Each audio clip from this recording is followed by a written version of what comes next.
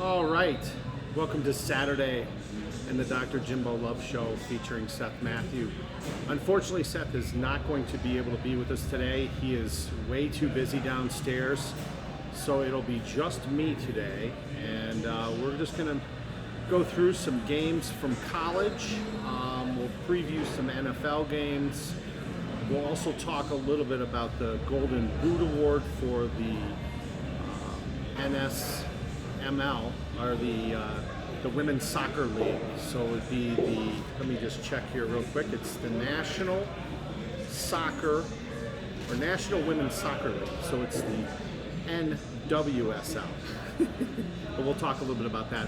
Talk a little bit about Mallory Pugh, who's from Colorado and is doing quite well this year and is up for possibly, if she can pull it out, winning the Golden Boot Award, which is the woman who has the highest number of goals in the professional league. So, but anyways, let's get started. We'll talk a little bit about what happened last week, just to kind of get you up to date. And the first thing I want to show here is, of course, the highlights out of the Denver Post for last weekend, which basically it talks about the Clemson game. And Clemson, of course, was in a really close game against Wake Forest in Wake Forest and ended up having to use 2 overtimes in order to win. They ended up pulling it out. It was a high-scoring game, 51-45. Clemson's quarterback, Eula Galilea, scored 5 touchdowns. So, and we'll talk a little bit more about Clemson's matchup this week with NC State. It was featured on College Game Day today. College Game Day was in Clemson, and you know, it's funny, I didn't see any chickens or cows running around Clemson's campus today, which is a rarity. If you go to Clemson, it is just one big farm. Just kidding, Clemson. That's coming from a Carolina fan. Some of the other things that happened last week: big upset. Middle Tennessee State beat Miami. Miami was ranked 25th. They were as high as 13. Middle Tennessee State beat them 45-31. Handily beat them on a lot of big plays. So I'll just read this for you right here. For Middle Tennessee State, big plays brought the biggest win in program history. And Miami, there's big problems. Chase Cunningham passed for 408 yards and 3 touchdowns, including a 98-yarder to DJ England Crizzle. The quote from the Middle Tennessee coach, I thought this was kind of good. He goes, "It was a butt kicking from the very beginning," and I agree. So congratulations, Middle Tennessee State. I hope Miami can kind of pick up the pieces and see if they can put the rest of their season together. Texas Tech upset Texas in overtime. That was 37-34. Another game that it was Tennessee and Florida. That was an interesting. We'll talk a little bit about Tennessee. Tennessee won, but they were up 17 points with 5 minutes to go, and they almost blew it. They gave up 12 points in that last 5 minutes to Florida, but ended up pulling out the victory. And when we get to the top 25 this year, we'll see that Tennessee is a big mover this week. What other we got? We've got Oregon and Washington State. Okay, our boy Bo Nix had one of the best games of his college career, 428 yards passing. He orchestrated a drive down the last drive of the game and ended up scoring a touchdown to put them past Washington State. But I'll tell you, Washington State is no joke. Remember, they beat Wisconsin. So be watching for Washington State, and that was a tough loss for them, but it was a great win for Bo Nix and the Oregon Ducks. Other than that, you know, we had Pittsburgh versus Rhode Island. Penn State beat a kind of a weak Central Michigan team, and we'll go into that a little bit more. But I just wanted to bring that up so that we're all up to date on some of the action that happened last week. Our featured games last week, we talked about Minnesota at Michigan State. Minnesota played so well, ended up winning 34-7. Big win for the Golden Gophers, although not so good so far this week. We'll talk a little bit about that. They're down right now to TCU 20-10 in the first quarter, and they don't look good at all. So we'll see what happens with Minnesota, and we'll be giving you different score updates as it goes today. Florida, again, we talked about this, scored 12 points, not enough in the last 5 minutes to get past Tennessee, 38-33 Tennessee. Clemson survives 2 overtimes to beat Wake Forest. That was a really good game to watch.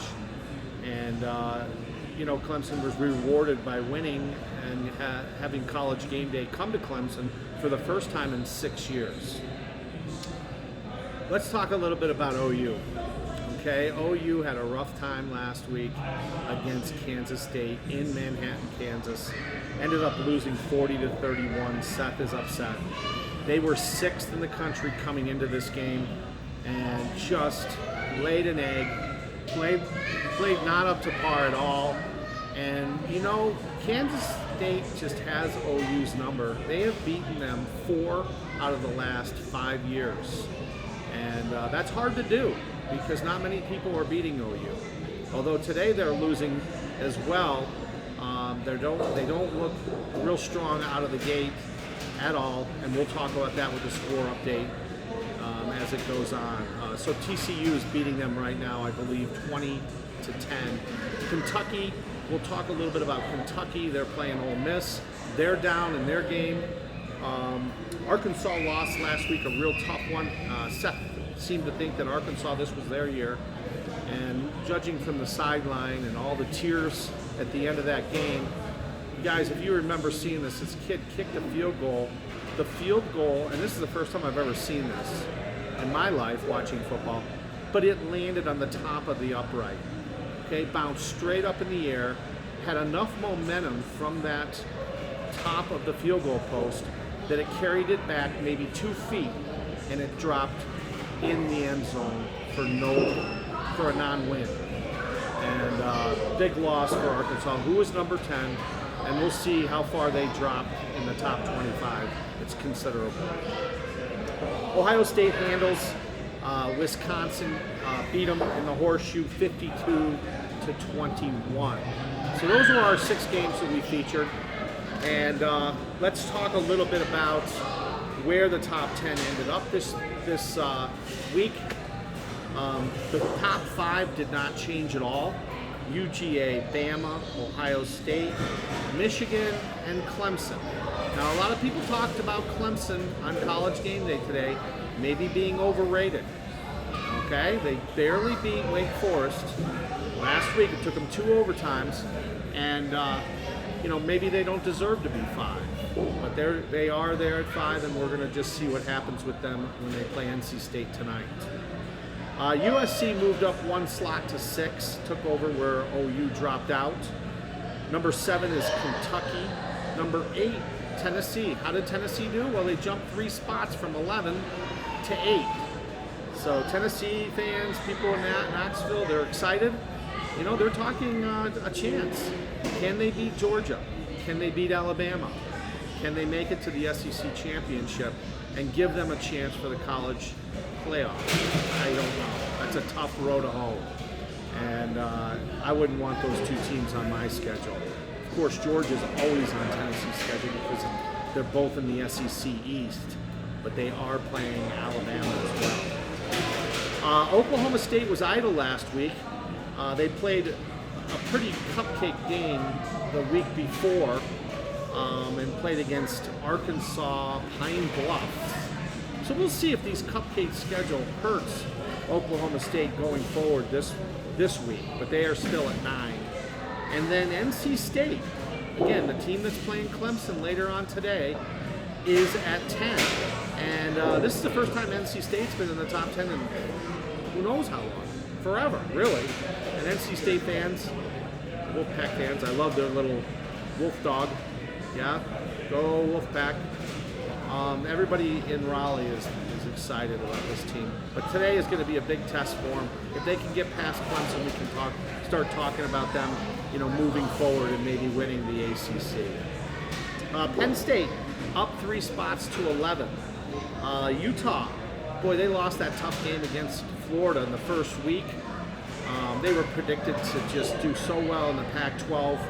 Lost that first game to Florida, but have won 3 straight and now have clawed back into a 12th position in the top 25. Oregon, Bo Nix, 428 yards passing, as I said earlier today. They beat Washington State 44-41, and they are up to 13. Ole Miss is at 14. Washington, and we're going to talk a little bit about Washington UCLA because they played last night, but just a little, teaser and spoiler alert, they lost. So they will not be at 15 after this weekend. And they lost to UCLA 40-32, pretty convincingly as well. We've got Baylor coming in, 3-1 Baylor at 16. Texas A&M is up 6 slots. They are at 17. OU, the biggest, they've lost 12 spots. They went from number 6. They are now at 18. Seth is not happy. Neither is Mike down there or Colt. A lot of the bartenders here are OU fans. And with them being down to TCU early today, all of them are on notice and watching really closely. What else we got? We've got BYU. Now BYU played Thursday night and they took care of business, beating Utah State 38-26. So they may go up from 19 next week. We'll have to wait and see. Arkansas at 20, they dropped 10 spots from number 10 down. So they've got a tough game today as well. So we will talk a little bit about them later on today. Minnesota, the Golden Gophers, 4-0. They are 21, breaking into the top 10 or top 25, and hopefully we see them climb further. Although, like we said, they're down right now early. Wake Forest dropped 1 spot. Not too bad. I mean, Wake Forest played a number 5 Clemson, played to a 2 overtime loss. I kind of agree with this. They went down 1 spot, but they're still in the top 25. Florida State. Hey, when was the last time we saw Florida State in the top 25? Well, I'll tell you, not since 2018. So it's been a number of years for that program, and we have a lot of Seminole fans here in Denver that are excited and are really going to be watching closely this week to see if Florida State can follow it up with a big victory. And then last, we've got Pitt at 24, and K-State, Seth's favorite team, the team that beat OU last week, is at 25. So again, I said College game day was at Clemson, and again, they must have penned all the animals because I didn't see any of them running around the campus like you normally do. But they did have a really good show and a good showing out there, considering that the hurricane had just gone through. Hurricane Ian hit South Carolina yesterday and is now moving up the eastern seaboard. We want to give a special thought out to all the people down there on Sanibel Island, people of Fort Myers Beach. Devastating what happened to them. Getting hit with the size of a hurricane that really rivals Katrina. Just absolutely wiped it out. The bridge going over to Sanibel Island, if you guys have ever been down there, is missing 50 feet, just dropped right into the bay. And I have a friend whose father lives on Sanibel Island. He is okay. The problem there is they're going to have to ferry across, and all the cleanup has to be done via ferry because they can't go across the bridge, and that's just going to make it that much harder. Plus, the inconvenience factor for the residents of Sanibel Island is horrible. Fort Myers Beach, I posted some pictures on Instagram. I was down there after Irma in 2017. Took some pictures of a really beautiful beach, and from what I understand, most of it just got wiped right away. There's not a whole lot of sand that protects the shoreline in Fort Myers Beach. The water comes right up to the bars and to the restaurants and hotels that are right on that beach. So you can just imagine they were getting the brunt of an almost Category 5 hurricane. So conspiracy theory, and this is not about sports at all, but this is kind of a funny and really sad factor. Had that hurricane been classified, it came in with wind speeds of 155 miles per hour. If it had been 2 miles an hour faster at 157, it would have been classified as a Cat 5, Category 5. Now in the state of Florida, the best thing about a Category 5 is that your insurance premium, you don't have to pay any deductible. The state of Florida picks it up for you. But a Cat 4, you're responsible for 20% of the damages, and that's what your deductible is. The insurance companies are already in trouble in Florida. A lot of them have been circling the drain, and that's been a concern. So, just to add insult to injury, the last thing you want to have is go through, basically a 4.9, Category 4.9 hurricane, and then you're going to have trouble getting the money from your insurance. Now, hopefully the FEMA and all that stuff will kick in and help these residents out.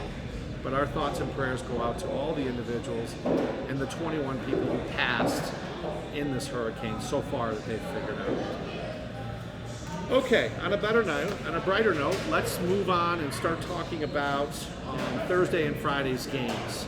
So Thursday night, Utah State was at BYU. BYU was ranked 19th, and Utah State couldn't pull it out. BYU did a nice job and ended up winning 38-26. This will keep them at least at 19 and probably move them up a couple slots, depending upon who loses. 1 through 18 today. The game that really was interesting to watch was the second game of a doubleheader that was on Friday, and that was number 15 University of Washington took on UCLA, and they played it in UCLA. This game, Washington just came out flat as a pancake. At halftime, the score was 26-10 UCLA. At the end of the third quarter, UCLA poured on another 14 points, and Washington ended up scoring 6 points in the third quarter. The score was 40-16.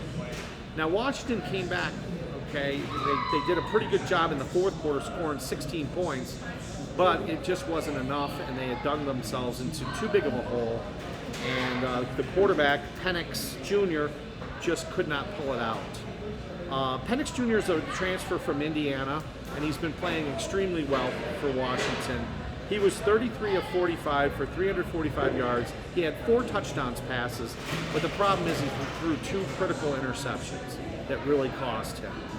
UCLA's quarterback Robinson was 24 for 33, 315 yards, 3 touchdowns, no interceptions. And they had a running back, Charbonnet, who had 124 yards. And Bobo, the wide receiver for UCLA, had a big game with 2 touchdown catches. And he's one of my favorite names for these college kids. That and Smoke, remember from last week.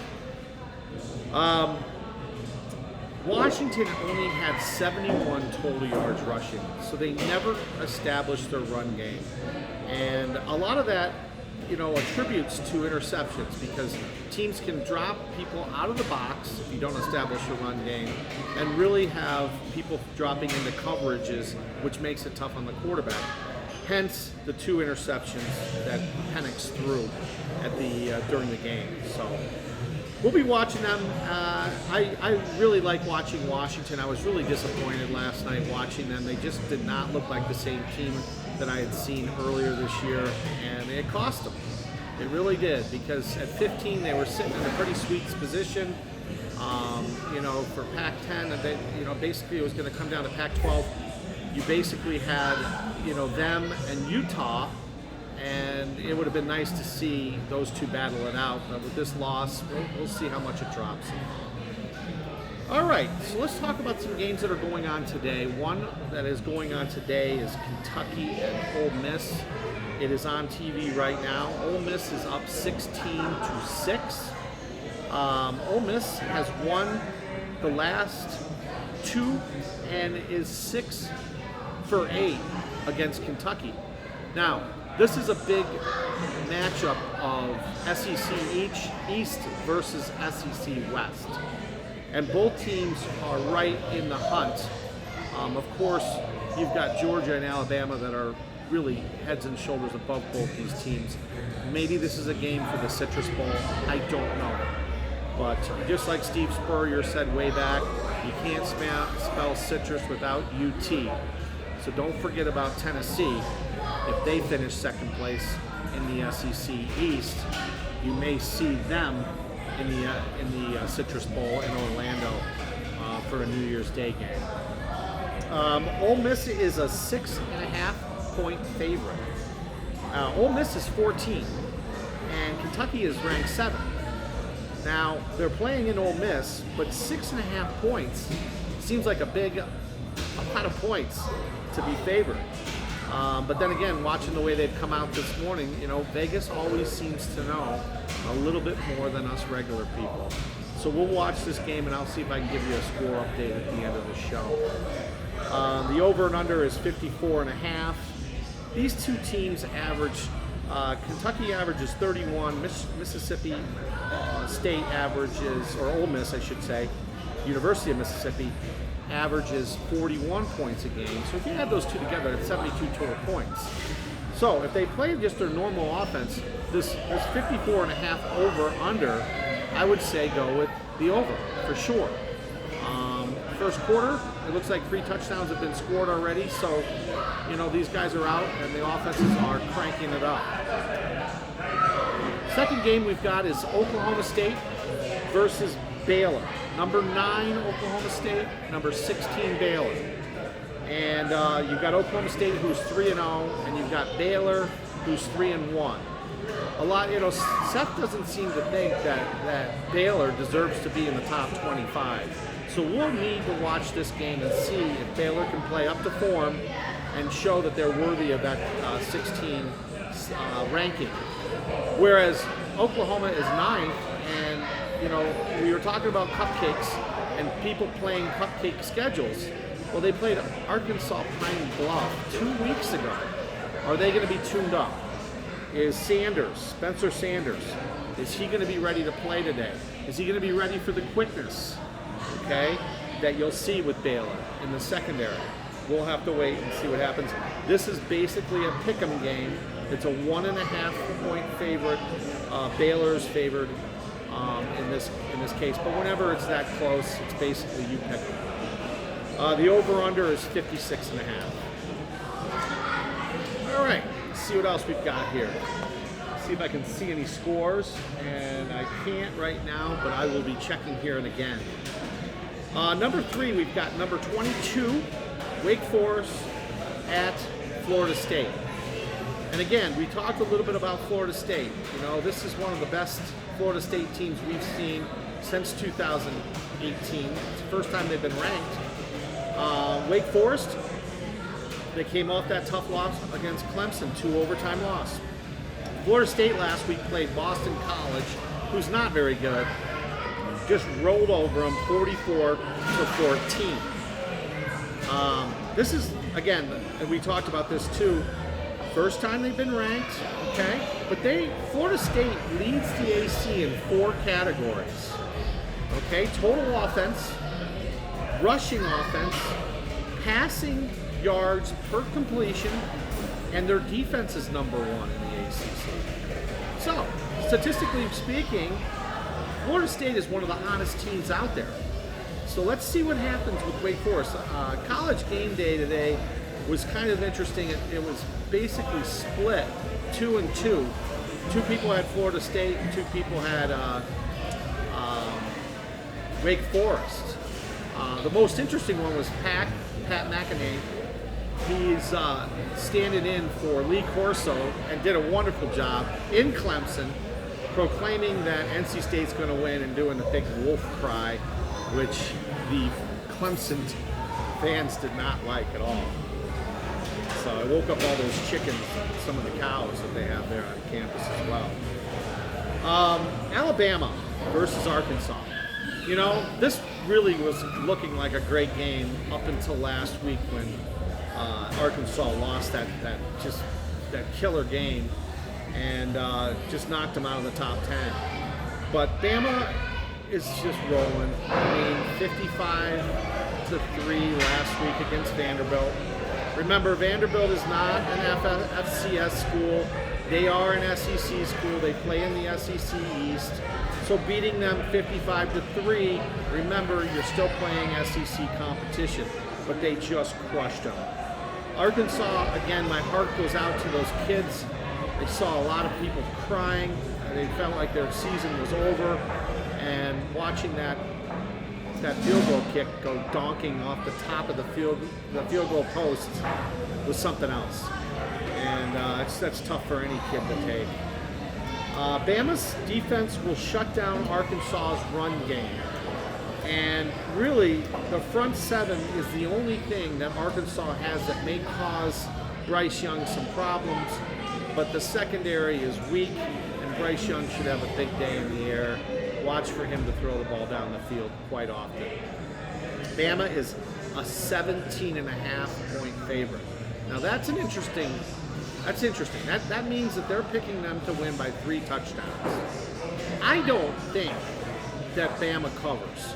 I think that Arkansas, had a come to Jesus moment this week, and they're playing for pride. They're playing for the rest of their season, and they're mad.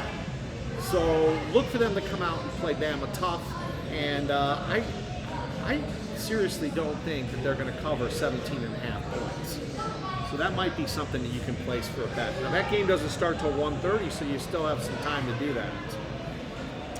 Number 5 game that we're going to feature is the NC State, who's ranked 10th, versus number 5 Clemson. We talked a little bit about this. Dabo Swinney just owns NC State. In his career, he is 10-2, but again, last year and past wins means nothing in the current season that we are in right now. NC State, let me see if we can see a line here.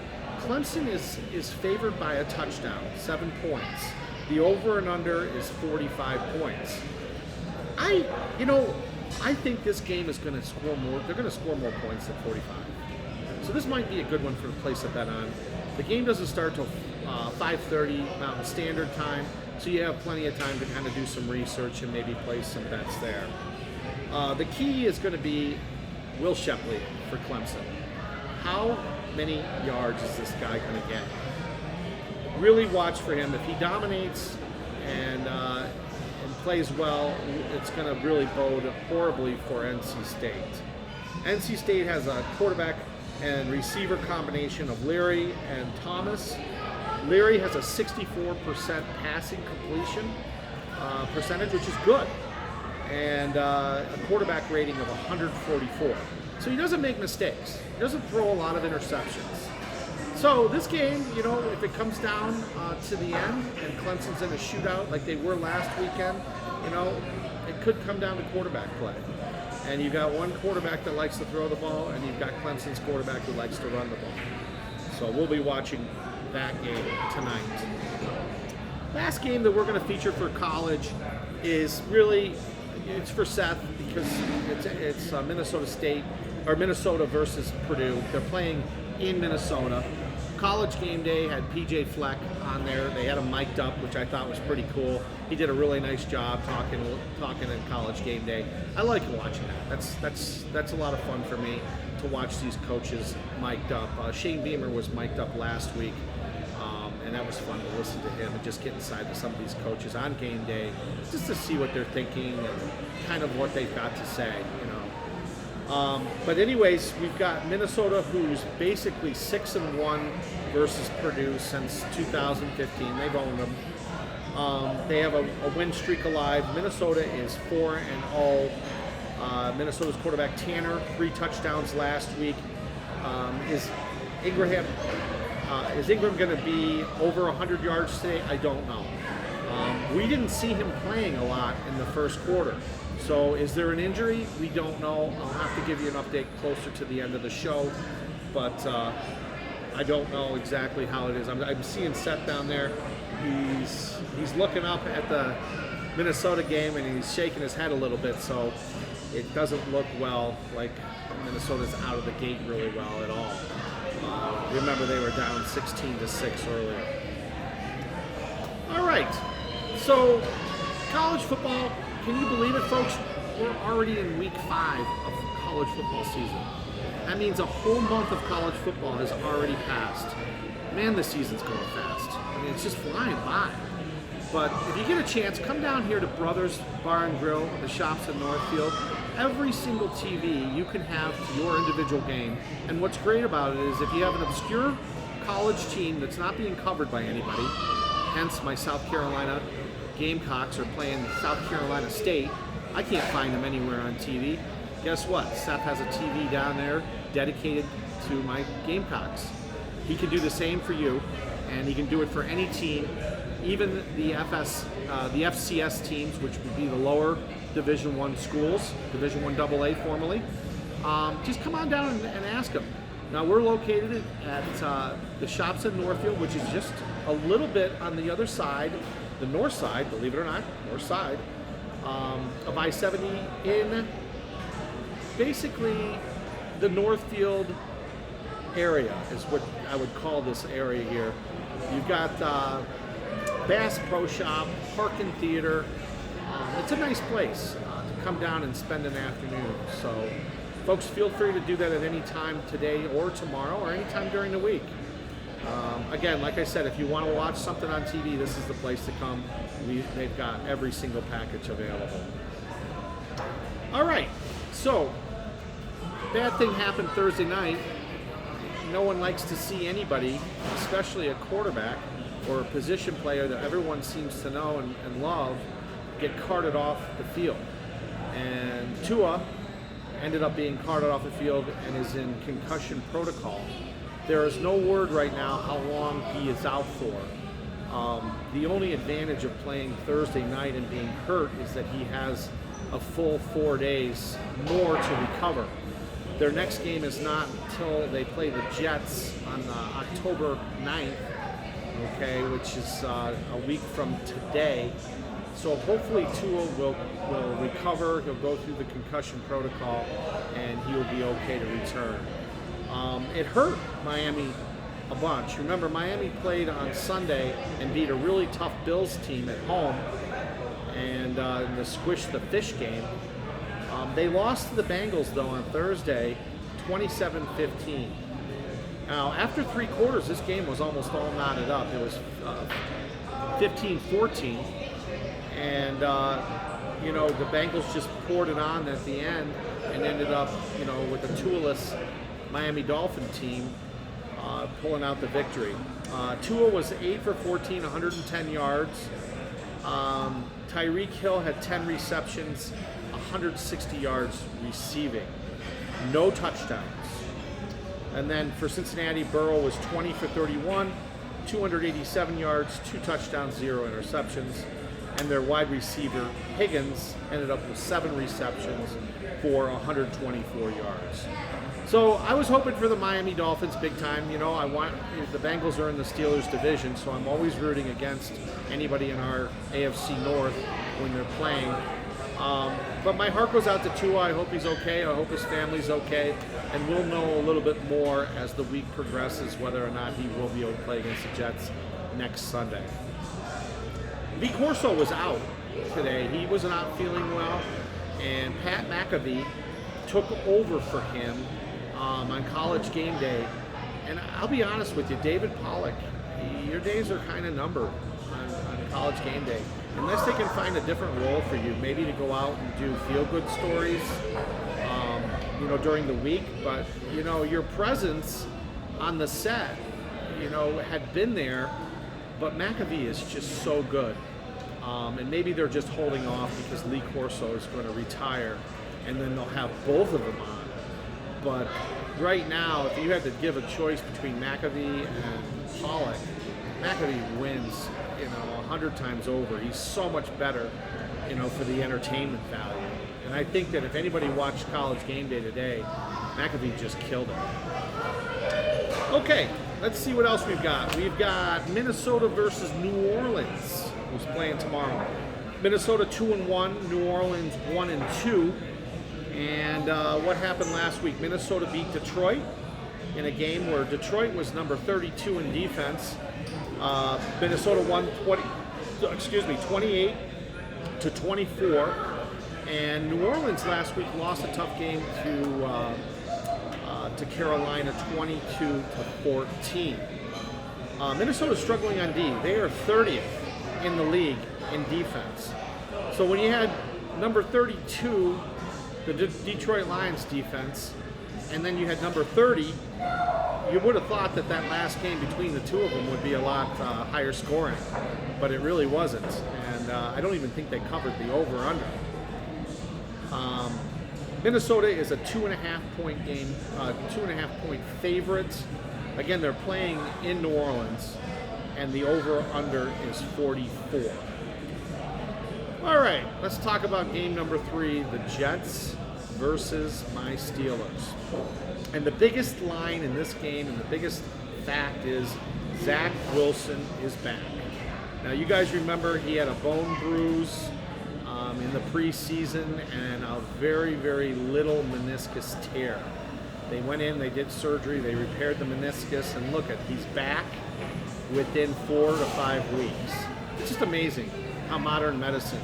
I mean, an injury like this would have been a season-ending injury, 20 years ago, maybe even 10 years ago.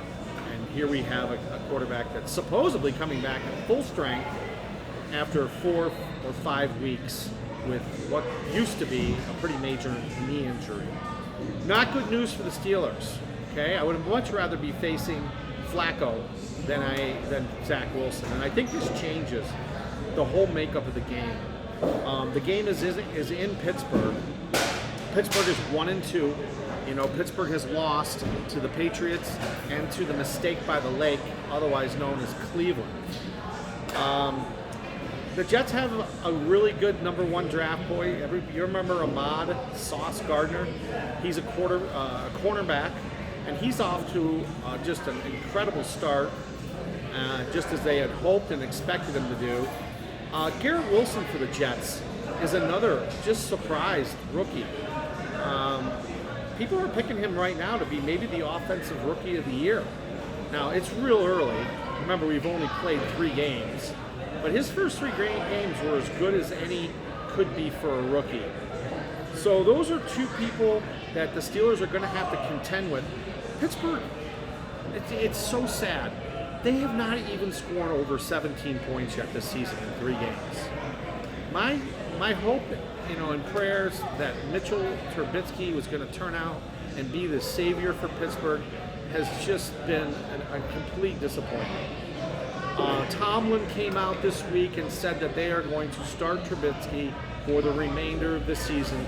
So don't even start a quarterback controversy trying to get Kenny Pickett, the rookie, in there. And I have to respect Tomlin for that. He doesn't want to blow his first-round quarterback, the number 1 quarterback taken in the draft this year, Kenny Pickett, out of Pitt. Doesn't want to throw him to the Wolves. And to be honest with you, I understand. Pittsburgh's offensive line has been struggling. They're average at best. And with Najee being banged up with his foot injury, it puts a lot of pressure on a rookie quarterback. And you don't want somebody to come in and lay an egg and then lose confidence, and you ruin them. So if we have to take, our knocks and have to deal with Trubisky for this year, Tomlin said, get used to it, because that's the way it is. And his word is the word. He's the head coach. So I'm not going to question him. He sees something in Trubisky. Maybe Trubisky can start planting his back foot and stop chucking and ducking. Throw the ball down the field more accurately and produce more offense. I hope. We can only hope. All right, moving on. Another big AFC game this week. AFC East versus AFC North is the Bills, 2-1 versus the 2-1 Ravens. Now, this was a game that during the week the line wasn't even really set because they weren't sure about this hurricane, where it was going to be. Was it going to stall over the Carolinas and then slowly move its way up over the Washington Baltimore region and really rain this game out. Well, the hurricane is going to have gotten through there, so I don't think weather's going to play a factor at all. But there really it was tough to find, the lines on this game. It looks like the Bills are favored by 3 points, which is pretty close, considering that the Ravens are playing at home. Two of the hottest quarterbacks in the league. You've got Josh Allen and, of course, Lamar Jackson. Both are just absolutely great to watch. They scramble a lot, and they also have rockets for arms. So that'll be a game that I'll definitely be watching closely. The over and under is 50.5 points. Let's talk a little bit about our Broncos, okay? Broncos are playing against their arch rivals this weekend in Las Vegas, the Raiders. Now, everybody knows the Raiders are 0-3. They had a really tough game last week against the Titans and lost by 2. Now, the Titans are supposed to be one of the better teams in the AFC. So, the Raiders might not be as bad as we think they are. 0-3 may not be a true indication, but I'll tell you what, this is a must-win game for the Raiders. Their back's against the wall. Remember, they have a new coach, Josh McDaniel. Not a big favorite here in this town. Remember, he was a Broncos coach for a little while and just absolutely stunk the joint up so badly that they had to fire him. So we'll have to wait and see. But the Broncos are facing a pretty tough road test. Russell Wilson and the gang, we'll have to see whether Jerry Jeudy actually plays this week or not. I know he was banged up a little bit for last week's game. But if you're a Raiders fan, you know that if you go 0-4, traditionally speaking and statistically speaking, you almost have no chance of making the playoffs. I think the percentage is down way under 15% for teams that start out 0-4. So Broncos, beware and be ready, because you're going to be facing a team that's like a cornered animal, and they are going to come out and they are going to come kicking and screaming at you. And it should be an interesting game. Those two teams traditionally hate each other anyways. The fan bases hate each other. So we'll be watching closely. And Bronco fans, travel safely to Las Vegas and have fun out there, but be safe. Last game is the Chiefs versus the Bucks. Had to cover this game mainly because you have two of the best quarterbacks with Mahomes and, of course, Tom Brady, the GOAT. Back. Both of them are coming off of lackluster performances last week. So, it's going to be interesting to see. The line on the game is a pick'em. So basically, Vegas is saying that, we don't know. And, it may be 1.5 game time either way going towards either team. It just depends on the last minute injuries and who's playing and who's not. The Chiefs, I'm telling you, man, they are really missing Tyreek Hill. They don't have that presence down the field. And picking up Juju Smith-Schuster is just not filling the gap for Tyreek Hill. I mean, Tyreek on Thursday night had 10 catches. It's hard to replace that kind of offense, So him going to the Dolphins has really kind of stifled the Chiefs' offense downfield threat. All right. Well, women out there, as we said last week, and as I was saying, we are going to do a section on female athletics every single show that we do.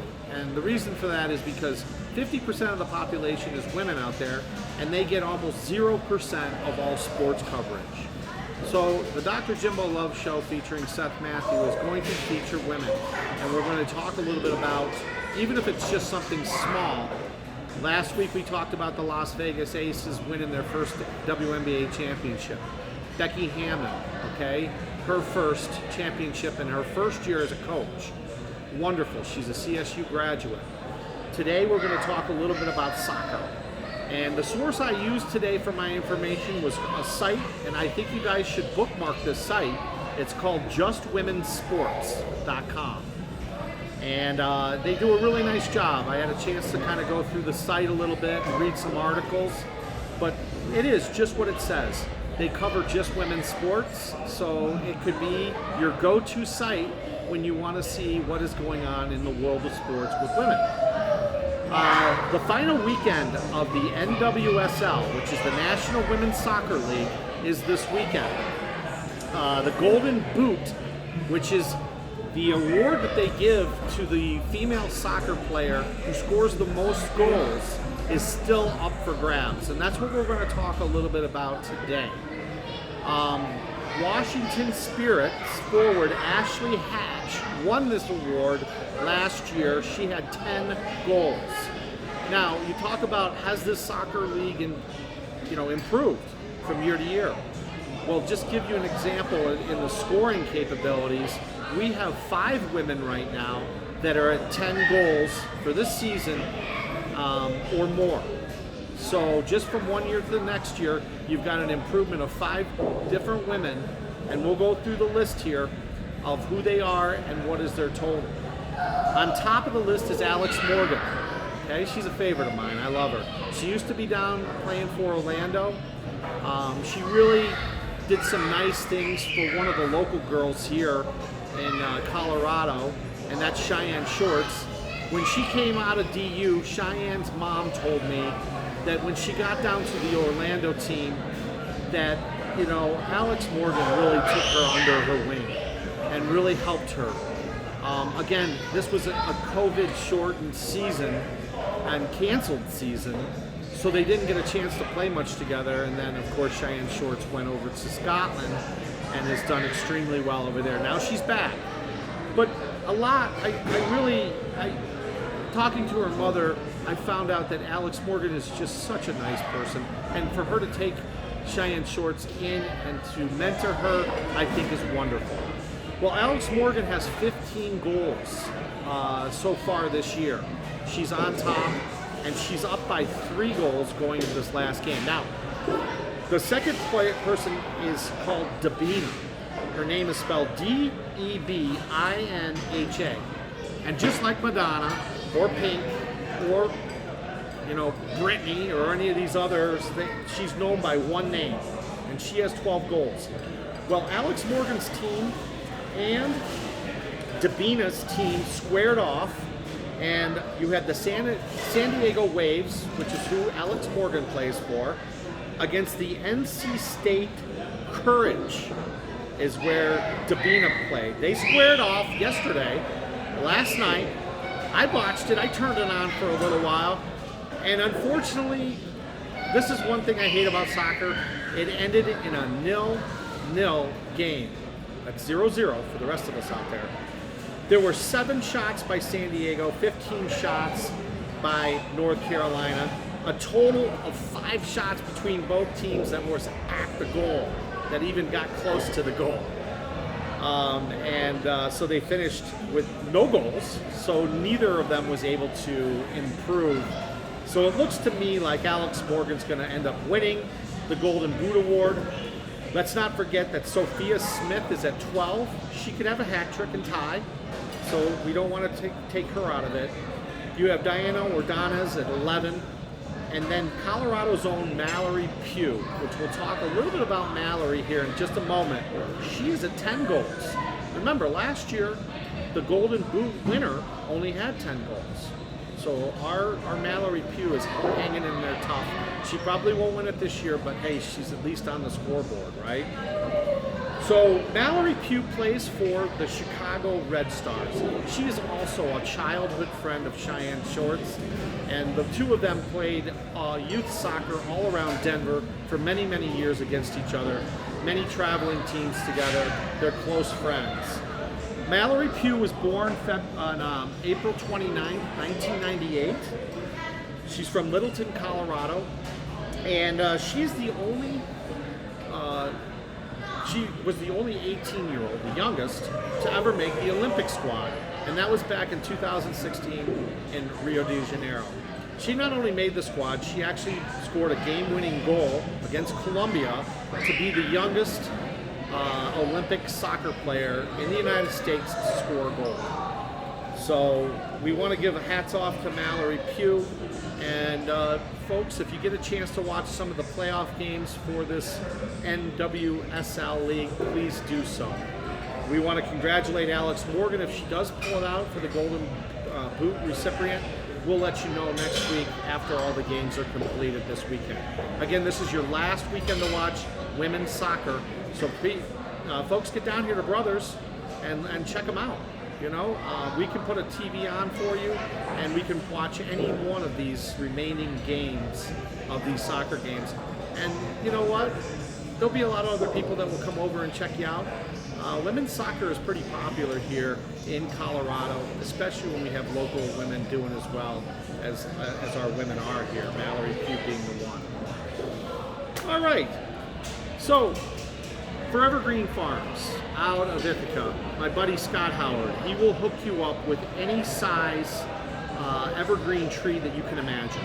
All right, they're digging trees right now all over the Northeast, and all of his 13 to 15 farms that he's got. He can get you size trees anywhere from 10 to 12 footers, okay, all the way up to 35 footers. And I've watched them put 35 footers on the truck.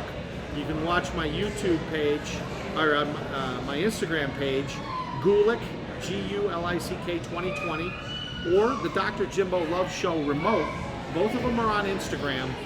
Go ahead and you can see one of these trees being loaded onto a flatbed truck. It's pretty impressive. But anyways, he can ship these trees anywhere across the United States. Again, the name of the company is For Evergreen Farms. You want to speak to Scott Howard, you can reach him at 607-277-3500. And he'd be happy to hook you up. Or go online and reach out to Scotty. You can see some of the trees that they've done. And if you want a tree that's not going to die, order it from Scott. You know, the worst thing in the world is to spend all that money on trees, you plant it, and the doggone things die. Well, if you buy them from the right people, and they're healthy, and they're handled the right way, and they're dug at the right time, you know, don't go to these bargain places and look for trees. You don't know what you're getting. Go with their reputation. For Evergreen Farms is the #1 company out of the Northeast, out of Ithaca, New York. Ask for Scott Howard to take care of you. Again, folks, I want to thank you guys. Yeah, I saw you guys come in. We have some fans that came in and we're sitting down over here, and they've been back and forth sneaking down from here, but thank you for coming. Come on down to next week. We're going to be here Saturday between 10 and 11. Again, we're up in the mezzanine section of Brothers Bar and Grill. As you can see behind me, we got the games on right now. Let me see if I can get a, hang on one second here. Let me get a score update on what I can see here. We got Air Force. Oh, you know what? This is a good thing I looked down, because Air Force is playing Navy right now, and it looks like Air Force is up 10-3. It looks like they're playing right down the street in Air Force. Let me see if I can see the OU game.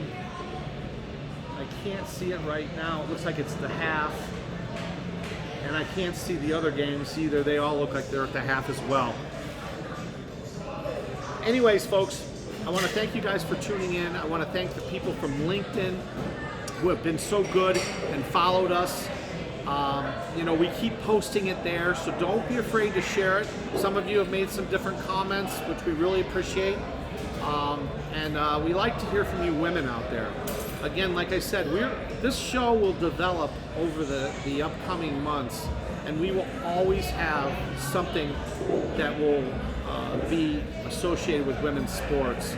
So please tune in, tell your other women friends. There is a sports show out there that covers women and will always treat women equally as with the men's sports, which you don't see a lot out there. You know, it's really hard to find any show dedicated to them. Remember to go to that website, justwomensports.com. You can catch up on all of the women's happenings across this great world that we live in. Folks, we'll see you again next week. Again, come down to Brothers Bar and Grill and check us out. In the meantime, you know, have a great weekend out there. We got great NFL games tomorrow. We've got a game that starts. Remember, the Minnesota Vikings game starts at 7 a.m. It's in London. Okay, you know the Miami-Cincinnati game has already been completed. But don't forget, folks, when you wake up tomorrow morning, on the East Coast it starts at 9. Here in the Mountain West region, it starts at 7 o'clock. Turn on your TV and watch Minnesota. They're playing a tough game, and they will be playing against, I believe, New Orleans. And New Orleans is going to be the home team in London. But you know what? Just for, shits and giggles, look at how many Minnesota Viking uniforms and New Orleans uniforms you see in the stands. I have a theory that they leave these NFL jerseys on the seats so that it looks like more of a normal NFL game. Remember, the NFL is not hugely popular yet in England. You're going to see a lot of soccer jerseys, and they call it football over there, but a lot of soccer jerseys probably. But I'm going to be looking really closely at the fan shots to see how many uniforms are actually out there, because I just don't think that you have a lot of English people going out and buying Vikings or Saints uniforms. We'll check and see. All right, I want to thank you again for tuning in. And like I said, go to YouTube, go to Getter, and go to LinkedIn, and you'll be able to find this YouTube channel, Dr. Jimbo Love Show, featuring Seth Matthew. We hope Seth will be back with us next week. If not, it'll be me, and we'll cover everything that happened this week and much more. All right, folks, remember, just like they said at the end of Saving Private Ryan, Tom Hanks' character, and he said something very profound. Make sure you go out there and earn it. Earn your life. Earn your side hustle. Work hard. Be a good dad. Be a good mom. Be a good brother. Be a good friend. Have a great week, folks. Talk to you soon.